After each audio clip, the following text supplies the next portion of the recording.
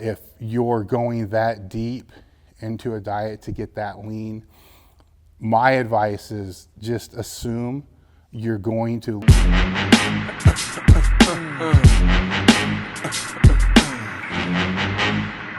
the fuck up.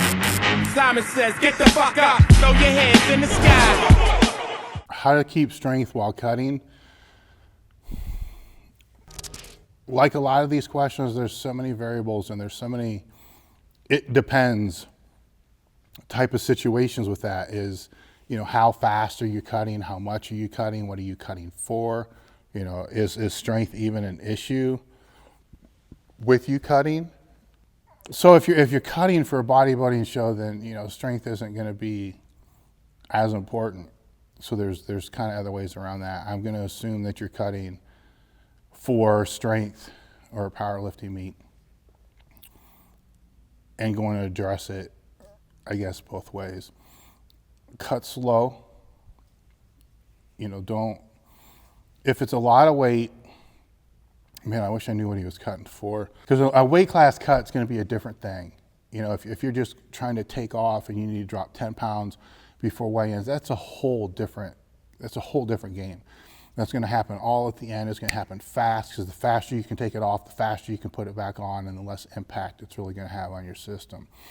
If it's cutting to try to look better and to be lean, then the slower that you come down, the better it's going to be. And a general recommendation that I've always used, and this is a general recommendation, obviously everybody's going to be different based upon how much muscle mass they have and how much they weigh and so forth, is about 2 pounds a week is max, or what I would consider to be on par. 1.5 to 2 pounds a week is right about on par with losing body fat of about 0.5% every 2 weeks.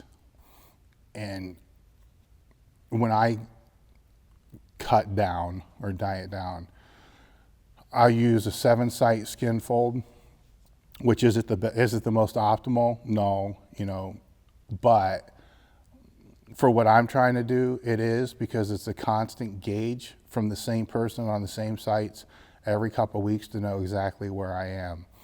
So as long as I'm dropping 2 pounds a week, and every 2 weeks I'm pulling off about 0.5% body fat with a lean body mass of 235 to 240, then everything's on par.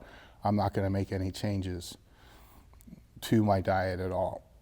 Now, if that's not happening, then the decision needs to be, if I'm losing more than that, then I'm not taking in enough calories.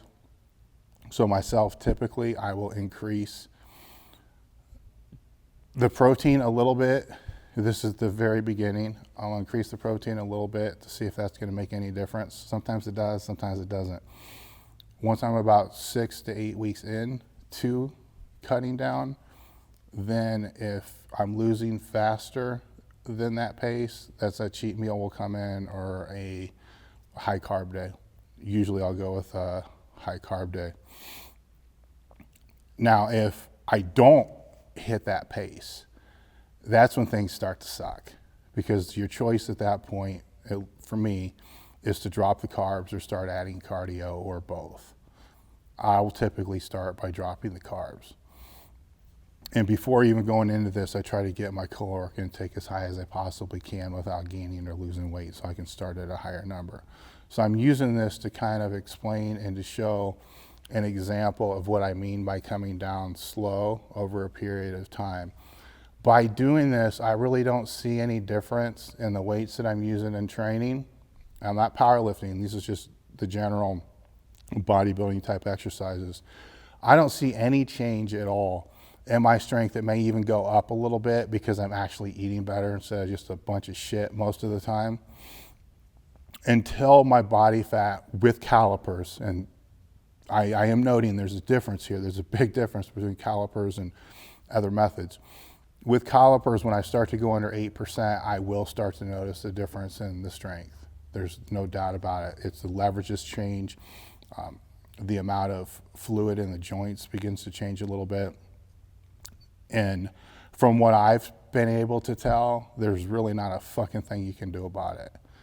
You can try to fight it and resist it, but all I've seen that do is to create more joint pain for me than to just realize the fact that I need to use a little bit lighter weight and maybe slow the tempo down a little bit and not worry about it as much.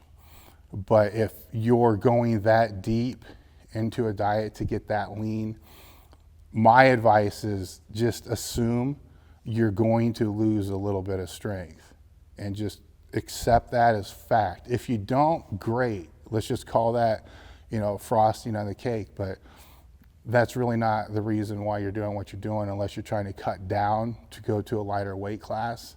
And if that's being the case and you have to cut down that much over that period of time, say you're going to try to drop 4 weight classes or something stupid like that, maybe you don't want to do that. Maybe you don't want to drop that low. You want to drop to where your optimal strength is going to be for you to be able to compete at the highest level. That's the best way I know how to answer this question because I don't know exactly what the cutting is for.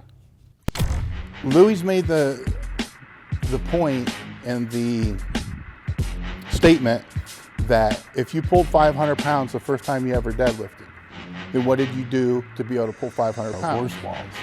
Well, it's a great question. My answer is buy a fucking horse. Buy a horse, you got horse balls. Takes care of that one.